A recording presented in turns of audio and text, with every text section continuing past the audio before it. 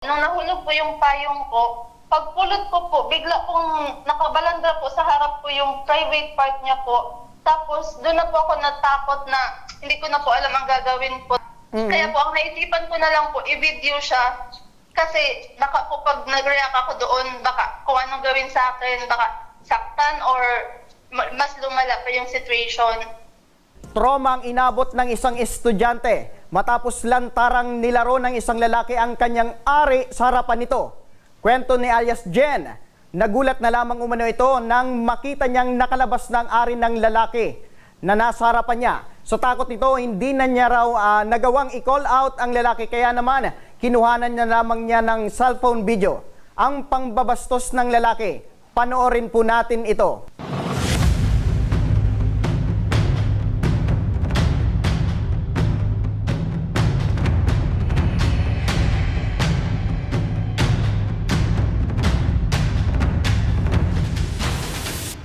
Ayan mga ka-aksyon ang ginawang exhibitionist ng lalaki sa harapan ng estudyanteng babae. Mapapansin na linalabas pa ang dila nito harapan ng babae habang ginagawa ang kanyang kamanyakan. At para sa reklamong ito, makakausap natin sa kabilang linya ng telepono ang estudyanteng na biktima ng pambabastos. Tawagin na lang o ipangalan na lang natin sa pangalang alias Jen. Magandang hapon sa iyo, Jen. Hello po, good afternoon po. Opo, kamusta na ang pakiramdam nyo ngayon? Ngayon po, okay naman po ako, nakakapasok naman po ako. Kaso po, medyo na may takot pa rin po na baka mangyari ulit or natatakot magbiyahe mag-isa.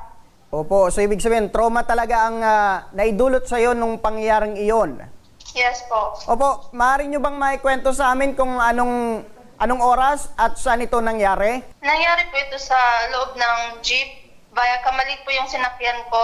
Tapos po, nung una po, pagsakay ko, nakasakay na po siya sa jeep. Then after po nun, hindi ko naman po talaga napansin na may ginagawa siyang kakaiba. Kaso po, ang nangyari po, nung nahulog po yung payong ko, pagpulot ko po, bigla pong nakabalanda po sa harap ko yung private part niya po. Tapos doon na po ako natakot na hindi ko na po alam ang gagawin po. Tapos matagal pa po siya bago bumaba. Kaya po ang naisipan ko na lang po, i-video siya.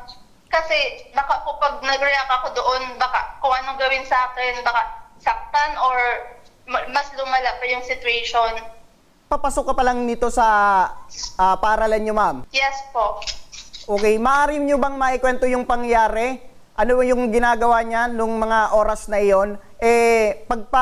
Pagsakay nyo sa jeep, meron na ba siyang ginagawa? O nung sumakay ka pa lang? Ang napansin ko po noon, tinitingnan niya na talaga ako nung pakasakay ko pa lang. Pero hindi ko po yun pinansin. Doon po nga sa nangyari na nahulog yung payong ko, doon ko po napansin. Tapos pag tinitingnan ko siya, nakikita po, nakatingin siya sa akin. Tapos palagi po siyang sumisilip sa, sa may palda po. Kasi po naka-school uniform po ako noon. Mga nasa tanchuling na part na po. Doon ko lang po napansin yun. Okay. So bukod sa iyo, may iba ka bang napansin sa loob pa ng sinasakyong yung jeep? Opo, yung nilalabas niya na po yung private part niya tapos ginagalaw-galaw niya po. Doon po, naisipan ko na talagang i-video kasi sabi ko, for evidence po, natatakot na din kasi ako baka mamaya pag nireklamo ko, hindi ako paniwalaan. Kaya binidyo ko na po talaga yun. So ibig sabihin, sinasabi na hindi ka na nakapaglakas ng loob dahil sa takot. Kumbaga, Opo. hindi mo na naisumbong sa kahit sa driver or sa katabi mo Opo. doon sa jeep. Ang nasa isip ko po kasi noon, baka saktan ako or may dalang kung ano yung lalaki tapos kung ano pang gawin niya sa amin na mga nakasakay sa jeep. Sino yung mga katabi mo noon? May babae ka ba rin na katabi nung mga oras na yon? Hindi ko po napansin yung may nakatabi po ako ng babae tapos may nag-reach out din po sa akin na babae na katabi daw siya doon sa video na ginawan din ng ganong kalaswaan po. Okay, nung nakababa ka na sa jeep, ano yung ginawa mo nung nakapasok ka na sa school? Umiyak po ako sa mga kaklase ko kasi grabing nginig ko po noon. Kaya wala na akong ibang nagawa, umiyak na lang po ako. Tapos pinento ko na po sa kanila yung nangyari. Tapos nung mga oras na yun ba, ma'am, hindi ka lang yung nag-iisang nakapansin sa ginagawa ng lalaking iyon? Nung time po na nakasakay ako sa jeep, hindi ko naman po napapansin na parang may nakapansin din na iba. Kasi po, Nakatingin na po ako sa labas doon habang binivideo ko. Hindi ko na po siya tinitingnan. Hawak ko na lang po yung phone ko. Tapos tumitingin lang ako sa labas kasi hindi ko na po, nakakadiri po kasi talaga yung ginagawa niya. Kaya tumingin na lang po ako sa labas habang binivideo siya. Hawak-hawak ko lang po sa kamay ko yung phone ko. Habang nakatudok po sa kanya yung phone. Okay. Hindi niya po ata napansin na, yun nga po, nagbe-video ako. Okay. Ma'am, kailan mo rin nalaman na meron rin pala na naka-video ng pangyaring iyon? Nung may nagpakita po sa akin na may nag-post din daw po, nung about din dun sa lalaki, same person, dun sa pinakita kong video sa mga classmate ko. So, ibig sabihin, yung mga classmate mo, yung una mong napagkwentuhan regarding sa Opo. nangyari sa'yo. Yes po. O nang natapos yun, na i-report nyo ba agad sa police? Ano po, sinabi ko din po siya sa teacher namin, tapos yun nga po yung advice na i-report po. Na-report ko na po yun, hapon na po after school. Okay. Kung sakali ma'am na makita mo ulit itong suspect natin, makikilala mo ulit ito. Yes po, kasi hindi ko po makakalimutan yung mukha niya, tsaka may video po ako and pictures. Okay. So, first time mo ito mangyari sa'yo, ma'am? Opo. Anong Kaya grabe po talaga yung traumang binigay. Diyos ko. Okay. Ngayon na pag pumapasok ka sa school, anong naging epekto sa'yo ngayon? Yan nga po, yung takot po, hindi po nawawala yung takot, yung kaba. Nalaman ba na ito ng mga magulang mo? Yes po, yun nga po. Nalaman po nila. O ano daw sabi Tapos, nila? Yung father ko po, parang nag-post pa ako, parang ayaw niya na nag-post ako kasi natatakot din siya para sa safety ko. Baka Oo. daw stalk ako or sundan ako, hanapin ako. Opo. Kaya natatakot din sila. Tama nga naman yun, ma'am. Mas mabuting i-report mo na lang sa kapulisan. Matanong ko lang, anong year mo na ba at anong course mo ngayon, ma'am? 4th year po, BSL. So, graduating student. Yes po.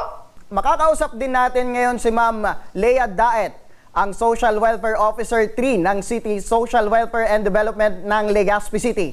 Magandang hapon sa iyo, Ma'am Lea. Maray na hapon din po. Opo, Ma'am Lea, may dumulog po sa ating tanggapan regarding po dito sa pambabastos umano ng isang lalaki at nilalabas pa ang kanyang ari dito sa isang estudyanteng babae. Ma'am, ano po ang pwede nating maitulong sa mga ganitong sitwasyon?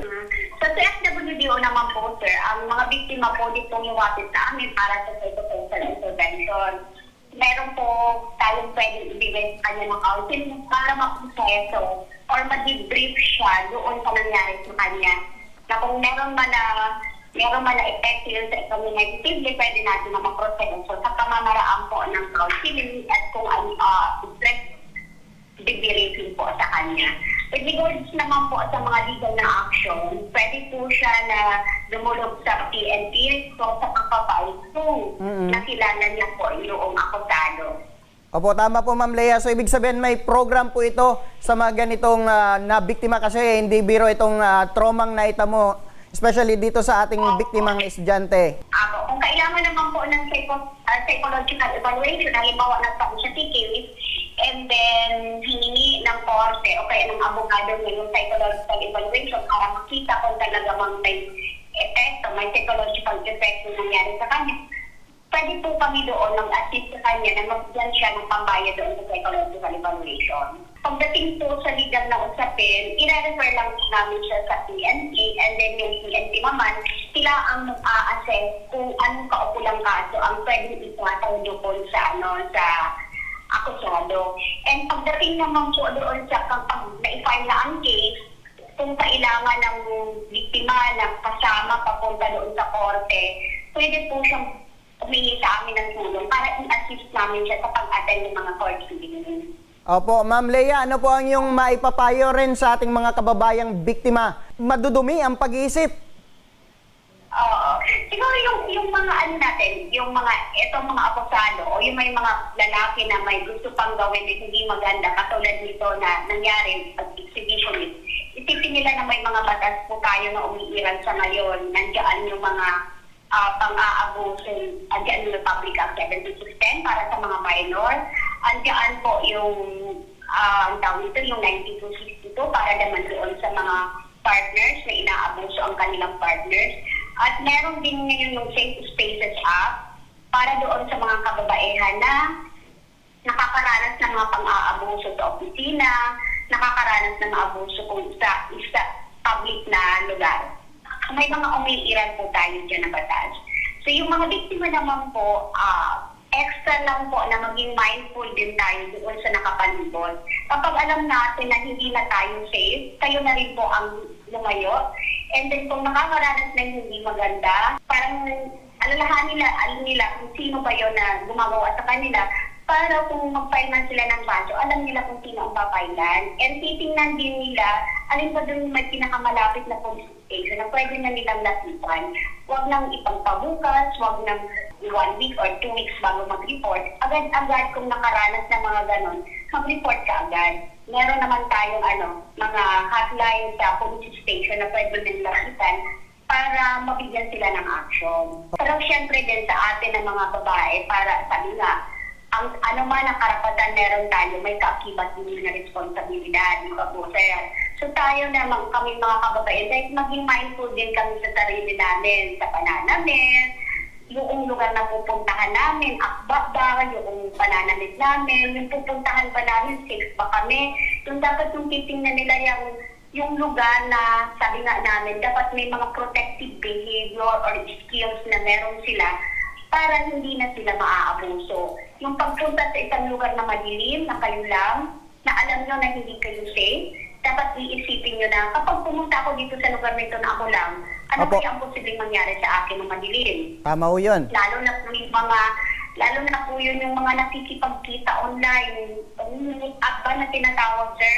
Opo, Yung mga dating app, ma'am. nila na kahit hindi kilala, nakikipagkita, and then ang alam naman natin yung nakilala mo online, hindi yun natin alam kung yung ba ay totoo o kumbaga, may mga intention na hindi maganda po sa inyo. So yun yung sinasabi natin na parang hindi ka maging biktima, iisipin mo muna yung mga bagay or action na gagawin mo. Uso na naman ngayon ang mga dating app, kumbaga kinakagat Yes. ng mga mapang-abusong tao na makabiktima ng mga kababaihan. Okay, And ano po yun, sir, yung tawag nito, hindi, may mga cases na po tayo nito, hindi lang mga minor na nagka-meet up and then magkikita sa ibang lugar, may hindi alam ng magulang. O pagdating doon, yung kamit up pala ay may intention na masama, kaya nagkakaganoon. Yung ito naman na case, itong specific case na idinudulog mo, kapag hindi kasi ito nagawa ng action, hindi lang siya ang posibleng biktima. Magkakaroon pa ito ng ibang biktima kung hindi ito magagawa ng legal na action. Okay. Pangalawa, baka hindi maproseso ng biktima ang mga negatibong epekto nito na pwede na maging dala-dala niya hanggang sa kanyang pagtanda na unang-una, baka yung trust niya sa mga lalaki mawala dahil doon sa naranasan niya, magkakaroon siya ng trust issue, Opo. magkakaroon siya ng mga takot sa kalalakihan dahil sa naranasan niya. Yun po yung mga ibinibigay na servisyo ng social welfare, yung iproseso, yung negative effect ng anumang klaseng pang-aabuso na naranasan po nila. Opo, ma'am, maitanong ko lang dito, ma'am, sa Legazpi City, maliban dito sa kaso ni alias Jen, meron pa po ba kayong ibang nahawakan na ganitong reklamo ng pang-aabuso? Same case, yes, pero minor yung bata at hindi yung ang akusado, hindi siya acquaintance lang. Kumbaga, grinong yung bata, may edad na yung akusado, grinong yung bata, and pinapakitaan ng kanyang ari. And yun, nakapag-file ng case ng under Republic Act 710. Opo, ma'am, maitanong ko lang, maaari po bang makaasa si alias Jen mula sa CSWD na maka-undergo siya ng counseling dahil sa traumang iniwan sa kanya nitong pangyayari? Pwede po, kung taga-Legazpi po siya. Taga-Legazpi po siya, sir. Opo, ma'am. Pwede po siyang bumisita na lang po papunta dito para makausap namin. Opo, balikan ko lang si Jen. Jen, narinig nyo ang CSWD. Handa na silang tumulong sa iyo para kung in case na gusto mong mag-undergo sa counseling. Apo. Sasamahan ka ng aming team para in case kung gusto mong pumunta doon sa CSWD, mas mapapadali. Apo. Maraming salamat po. Apo. Yan, maraming salamat po sa iyo, Ma'am Lea Daet, ang Social Welfare Officer 3 ng City Social Welfare and Development dito sa Legazpi City. So ngayon mga ka-aksyon, para sa legal na aksyon, nasa kabilang linya ng ating telepono si Police Executive Master Sergeant Carlos Panyang, tagapagsalita ng Legazpi City Police Station. Regarding dito sa nag-viral na isang lalaki na nangharas ng estudyante, na ipagbigay alam na ba ito o na i-blatter na po ba ito sa tanggapan po ng Legazpi City Police Station? Ay, opo.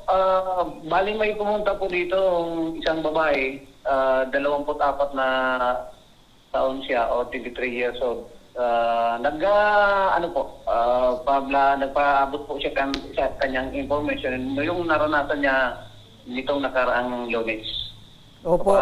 Hapon ng umaga pumunta siya dito, Martes, para pa po ipagbigay alam itong kanyang na-experience sa loob ng sasakyan. Opo. Sir Panya, ano po ang maaring legal na action na maasa ni alias Jen? Kasi tinago lang namin sa alias Jen. Sa tanggapan niyo po, sir. Opo. Yung magiging lang po dito, yung gagawin po natin, sa po ito, kanyang na-experience, and nakapaabot na po rito. Siguro ang gagawin po natin dahil mag-ano pa kami ng possible identity. And siguro na-inform na si Ma'am Jen kung ano ang dapat na gawin. Pero initially, yung take-action natin, dapat dito ay primarily ma-identify yung identity na suspect. Now, just in case ma-identify, that's the time po siguro na sampa po tayo ng kaukulang complaint o reklamo sa piskalya para maisampa yung kaso sa korte. Now, probably po, initially talaga doon yung kasong posibleng niyang kaharapin dito ay yung alarm scandal. And yung sa anti-bastos law, kung meron doon elements, pag-aaralan, kung pasok po doon yung suspect. Dito sa viral, sir, merong mga nagpaabot ng sumbong, kapareho nung nahuli noon dati, 2024. Pareho rin na suspect, ganito rin ang ginawa, dyan na nahuli rin sa Legazpi City Police Station. So, kung sinasabi niyo po na the same person, siguro po yung complainant, dapat ituro niya po siguro kung sinasabi na nadakip ba yung suspect. Dapat ituro niya po kung the same person na kung meron na po siyang identity, possible po kung pwede na pong mapailan ng information sa piskalya for regular filing po. Opo. So, ibig sabihin, Sir Panya, in case na malaman na natin itong identity nitong suspect, maari nang makasuhan ito. Yes, opo. Opo po. Kasi attach lang po natin itong sinasabi pong viral na na sinasabi. O kaya yung sinasabing na kuhaan ng video, yung mukha. Sir Panya, tama po ba yung ginawa ni alias Jen nung mga oras na yon na hinahara siya ng lalaki, kinunan niya ng video yung pangyayari? Pwede rin po yun sana na ginawa niya. Kaya lang, mas maganda po sana dahil nakunan niya na po ng video. I doubt po kung hindi po siya aware na meron po tayo mga polis na nakakalat at that time. Kasi 8 o'clock in the morning, as her allegation, siguro po at that time, meron po tayong polis na madadaanan po sa mga oras na yun. And the fact na yung oras na mga 8 o'clock, lalo na po along Rizal Street, lalo na po dyan sa may parting Rizal Street, sa St. Agnes, ay traffic po dyan. So, meron po tayo dyan na mga public safety officer na pwede pong tawagan po natin ng tulong or yung police po natin dyan na nandyan po sa COIN or possible po doon sa mga dinaanan niya po kung saan po sa nagsimula. Kasi the fact na nakakuha na po siya ng video, it's already na po siguro na maghanap na po siya ng dito ng kulang attention para makahingi po siya ng tulong sa ating mga otoridad para ma-arrest itong suspect. Opo. Dahil dito, pag in case na nakasuhan ito, Sir Panya, itong suspect natin, mabigat po ba itong penalidad na kasong ito? Actually po, magdidepende po yan sa ano na po sa korte.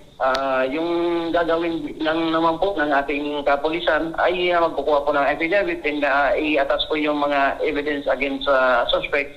And bahala na po si Fiscal mag-file ng appropriate yung kaso po kanya pong idudulog dun po sa korte. Opo, matanong ko lang, Sir Panya, dito sa Legazpi City, first time po ba ito mangyari o meron ng mga nakaraang insidente ng mga ganito na naipaabot sa ating istasyon?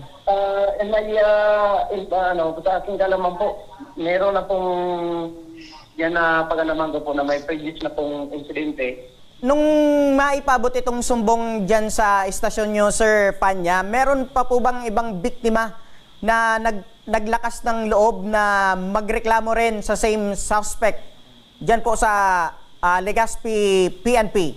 Yung last year na nangyari, yung po nagbigay ng information, report, and then after nitong Lunes, iba naman yung naging biktima. Kaya nga lamang, hindi ko po masabi na yung ay the same person. So dalawa lang po yung nakapagbigay ng information with different dates and year. Opo, with that, maraming salamat po sa oras at pagtanggilik ng aming interview. Yan po ang tagapagsalita ng Legazpi CPS, si Police Executive Master Sergeant Carlos Panya. Yes po, ako po ay malaki pong pasalamat po ng aming himpilan ng Legazpi City Police Station. Dahil po, kagapay po ng kapulisan yung ating kapatid, lalo na po sa larangan po ng mass media para on the part naman ng kapulisan, may paabot natin sa ating mga kababayan, mamamayan dito sa Legazpi, yung kung ano po yung mga dapat gawin at para makaiwas po sa mga ganitong uri po ng insidente. Maraming salamat po and magandang hapon po sa nakikinig niyo sa inyo pong programa. Opo, maraming salamat din po dyan sa Legazpi CPS. Regarding dito sa nag-viral na isang lalaki na nangharas ng estudyante, na ipagbigay alam na ba ito o na i-blatter na po ba ito sa tanggapan po ng Legazpi City Police Station? Ay, opo.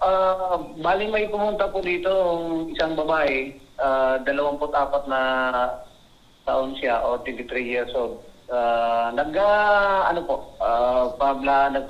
po siya sa kanyang information yung naranasan niya nitong nakaraang Lunes. Opo. Hapon ng umaga pumunta si dito, Martes, para pa po ipagbigay alam itong kanyang na-experience sa loob ng sasakyan. Opo. Sir Panya, ano po ang maaring legal na action na maasa ni alias Jen? Kasi tinago lang namin sa alias Jen. Sa tanggapan niyo po, sir? Opo. Yung magiging lang po dito, yung gagawin po natin, sa po ito, kanyang na-experience and nakapaabot na po rito. Siguro ang gagawin po natin dahil mag-ano pa kami ng possible identity. And siguro na-inform na si Ma'am Jen kung ano ang dapat na gawin. Pero initially, yung take action natin, dapat dito ay primarily ma-identify yung identity na suspect. Now, just in case ma-identify, that's the time po siguro na sampa po tayo ng kaukulang complaint o reklamo sa piskalya para maisampa yung kaso sa korte. Now, probably po, initially talaga doon yung kasong posibleng niyang kaharapin dito ay yung alarm scandal. And yung sa anti-bastos law, kung meron doon elements, pag-aaralan, kung pasok po doon yung suspect. Dito sa viral, sir, merong mga nagpaabot ng sumbong, kapareho nung nahuli noon dati, 2024. Pareho rin na suspect, ganito rin ang ginawa, dyan na nahuli rin sa Legazpi City Police Station. So, kung sinasabi niyo po na the same person, siguro po yung complainant, dapat ituro niya po siguro kung sinasabi na nadakip ba yung suspect. Dapat ituro niya po kung the same person na kung meron na po siyang identity, possible po kung pwede na pong siya, mapailan ng information sa piskalya for regular filing po. Opo. So ibig sabihin, Sir Panya, in case na malaman na natin itong identity nitong suspect, maari nang makasuhan ito. Yes, opo. Opo po. Kasi attach lang po natin itong sinasabi pong viral na na sinasabi o kaya yung sinasabing na kuhaan ng video, yung mukha. Sir Panya, tama po ba yung ginawa ni alias Jen nung mga oras na yon na hinahara siya ng lalaki, kinunan niya ng video yung pangyayari? Pwede rin po yun sana na ginawa niya. Kaya lang, mas maganda po sana dahil nakunan niya na po ng video. I doubt po kung hindi po siya aware na meron po tayo mga polis na nakakalat at that time. Kasi 8 o'clock in the morning, as her allegation, siguro po at that time, meron po tayong pulis na madadaanan po sa mga oras na yun. And the fact na yung oras na mga 8 o'clock, lalo na po along Rizal Street, lalo na po dyan sa may parting Rizal Street, sa St. Agnes, ay traffic po dyan. So, meron po tayo dyan na mga public safety officer na pwede pong tawagan po natin ng tulong or yung pulis po natin dyan na nandyan po sa COIL. Or possible po doon sa mga dinaanan niya po kung saan po sa nagsimula. Kasi the fact na nakakuha na po siya ng video, it's already na po siguro na maghanap na po siya ng dito ng kulang attention para makahingi po siya ng tulong sa ating mga otoridad para ma-arrest itong suspect. Opo. Dahil dito, pag in case na nakasuhan ito, Sir Panya, itong suspect natin, mabigat po ba itong penalidad na kasong ito? Actually po, magdidepende po yan sa sa korte.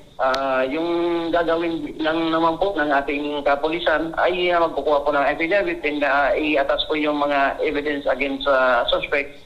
And bahala na po si Fiscal mag-file ng appropriate yung kaso po, kanya pong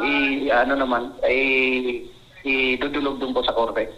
Opo, matanong ko lang, Sir Panya, dito sa Legazpi City, first time po ba ito mangyari o meron ng mga nakaraang insidente ng mga ganito na naipabot sa ating istasyon?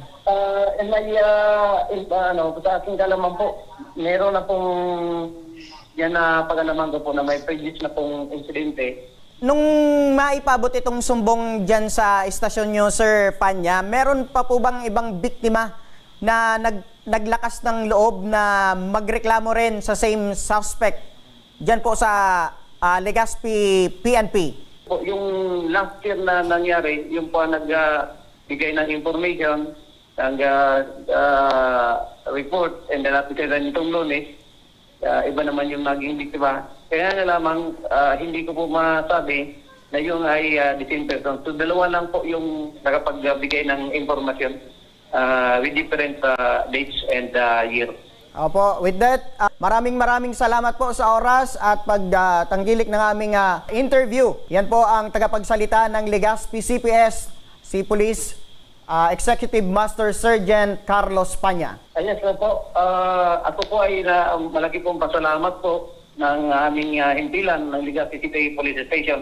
Dahil po, kagapay po ng kapulisan yung ating kapatid, lalo na po sa larangan po ng mass media para on the part naman ng kapulisan, may paabot natin sa ating mga kababayan, mamamayan dito sa Legazpi, yung kung ano po yung mga dapat gawin at para makaiwas po sa mga ganitong uri po ng incident. Maraming salamat po and magandang hapon po sa nakikinig niyo sa inyo pong programa. Opo, maraming salamat din po dyan sa Legazpi CPS. Ayan, Alias Jen, dahil dyan, sabi ng CSWD, maaari kang tulungan in case na gusto kang magpa-counseling. At itong PNP natin, handa rin tumulong para sa agarang pagkakahuli nitong suspect natin para hindi na makapambiktima pa ng ibang katulad mong mga estudyante. Anong masasabi mo, Jen? Opo, maraming salamat po sa pag-reach out. Opo, kung meron ka ring mensahe sa katulad mong mga kababaihan, ano 'yon? Gusto ko lang pong sabihin na mag-ingat po tayong lahat kasi napakadelikado na po ng panahon ngayon. Hindi mo na alam kung sino yung masama or mabuti, kaya mag-ingat po tayong lahat. Maraming salamat din, Jen, sa pag-reach out sa amin ng iyong problema.